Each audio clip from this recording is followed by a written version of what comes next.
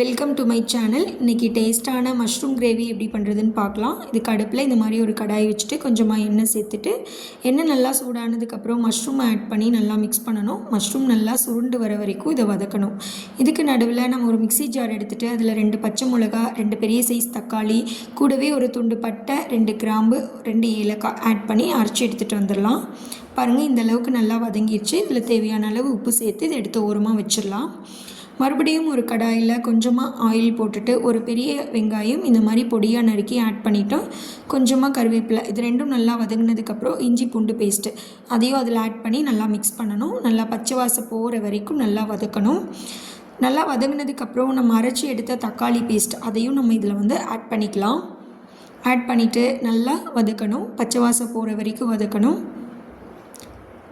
கூட நம்ம வீட்டில் அரைச்ச குழம்பு மிளகாத்தூள் ஒரு 1.5 ஸ்பூன், மஞ்சத்தூள் ஒரு 1/4 டீஸ்பூன் ஆட் பண்ணிவிட்டு வதக்கி எடுத்து வச்ச மஷ்ரூமையும் அதில் ஆட் பண்ணி நல்லா மிக்ஸ் பண்ணணும். உப்பு டேஸ்ட்டு பார்த்துட்டு தேவையான அளவு உப்பு சேர்த்து கொஞ்சமாக தண்ணி ஆட் பண்ணி மூடி வச்சிடணும். ஒரு 5 மினிட்ஸ் மூடி வச்சிடணும். நல்லா எண்ணெய் பிரிஞ்சு பச்சை வாசல்லாம் போய் இந்த அளவுக்கு கிரேவி கன்சிஸ்டன்சி வந்ததுக்கப்புறமா நம்ம சர்வ் பண்ணிடலாம். இந்த மாதிரி சப்பாத்திக்கு, சாதத்துக்கு கூட, தோசை எது எல்லாத்துக்கூடையும் நம்ம வச்சு சாப்பிட்டோன்னா அவ்வளோ டேஸ்ட்டாக இருக்கும். நீங்களும் செஞ்சு பாருங்கள். ரொம்ப அருமையாக இருக்கும். எப்படி இருந்துச்சு அப்படின்னு சொல்லி கமெண்ட் பண்ணுங்கள். Thank you friends. தேங்க்ஸ் ஃபார் வாட்சிங்.